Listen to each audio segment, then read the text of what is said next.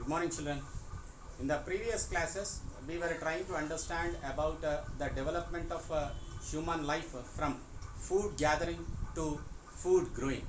So we have reached to a situation where these early man started uh, cultivating the crops. That means he started agriculture slowly, gradually. It was 12,000 years ago. And today we shall learn about the domestication and the kind of a settled life they were leading. Coming to the domestication, children, people usually select those plants and animals that give good yield and but not prone to the diseases so easily. Prone to the diseases means which gets attacked to the diseases very easily. So such kind of plants and animals were chosen by these people, and seeds of such crops were selected and used for sowing in the next season. So those seeds, what they have done is they have collected those seeds and they started using to grow it in the next season, and they allowed it to breed. If there is an animal, okay, they allowed that animal to breed naturally. Breeding means giving birth to the offsprings, to the babies, is called as breeding. So this was done by these early men. Thus plants and animals, those are tender plants and animals, became difficult, they have became different from the wild ones. Wild ones are very dangerous. That which live in the forest are very dangerous to the life. For that reason they never breed such kind of animals which are tender, which are very obeying to the humans. Such kind of obeying animals were domesticated and breeded.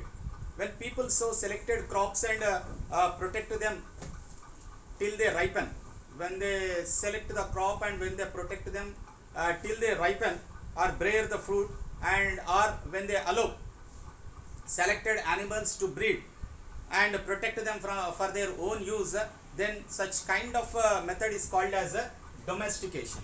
When you choose the crop or the animal, when you allow it to ripen the fruit, or when you protect it for your own use, then it is called as domestication. I hope you understood what is domestication. When we allow it for ourselves, then it is called as domestication. So in this way, over hundreds of years, people have reared and propagated plants and animals which are beneficial to them in some special ways. It may be a dog, it may be the different kinds of plants, so which has given some benefits to the human beings. Those all knowledge was carried on from generations to generations. Of course, not all people took to growing crops or rearing animals. All people were not engaged in this activity. Still many people continued to gather the food and hunt. They were dependent upon hunting and gathering the food still. And again, not all people practiced agriculture. Not all people were hunter gatherers. Not all people were agriculturists. So they used to follow different kinds of agricultural patterns. Initially many people practiced shifting agriculture. You remember, children, in Penugolu we have learnt about shifting agriculture, which we called it as a Podu agriculture. Podu means shifting from one place to another place. So earlier shifting agriculture was practiced, which we call it as a Podu, and also combined a little hunting and gathering of the fruits from the forest along with the growing crops. Little what we call gathering of the fruits they used to do, and little growing crops also they used to follow. So some of them realized that the fertility of the soil could be increased or maintained by tilling the land, plowing the land, and by using the manure fertilizers. So some of them had realized that very fastly, and they began to use the plow. Plow means plow, which is used for cultivation.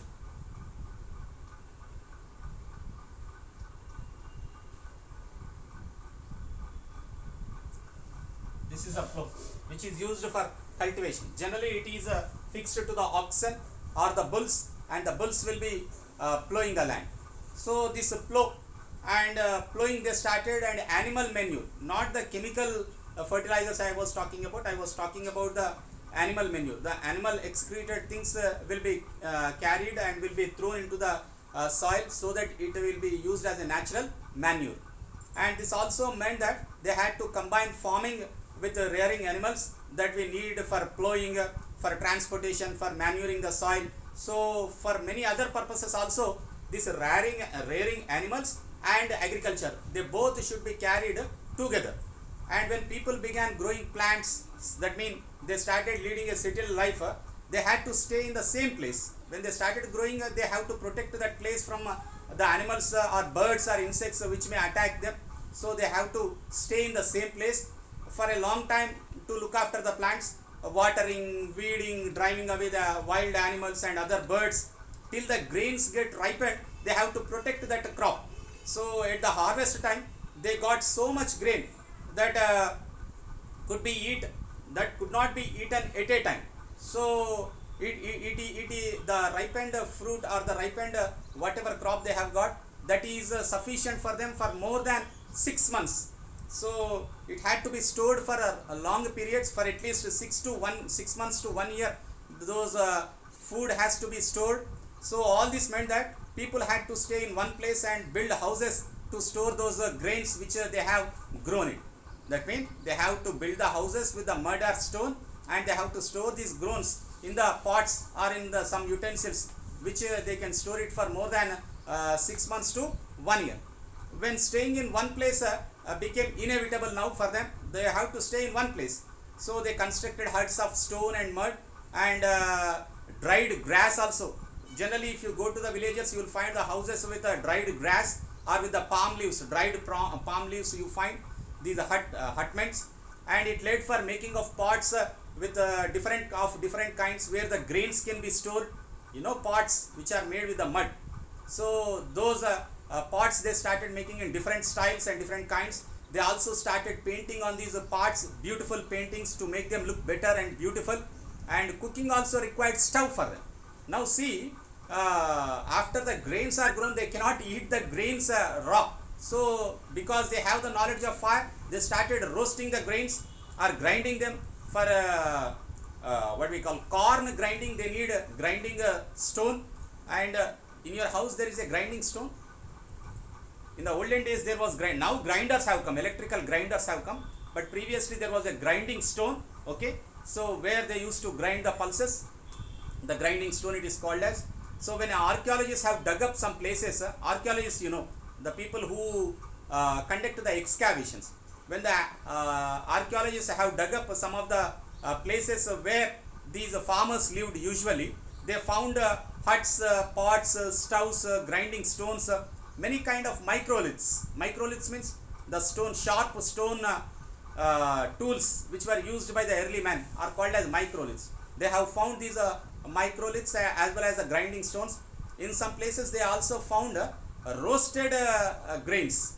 So how they have got the knowledge of roasted grains? The early farmers need to clear the forest by cutting the trees and branches. They created a new kind of a stone tool to which they have called this new tool as the neolith.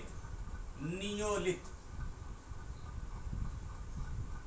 So they used a new tool in order to cut the trees and the branches and clear the forest, and that new tool is called as neolith. So in the next class, children, let us learn about the neolith and end up the food gathering to food growing. Almost we have come to the end of the food growing now. Now early man got the knowledge of food growing.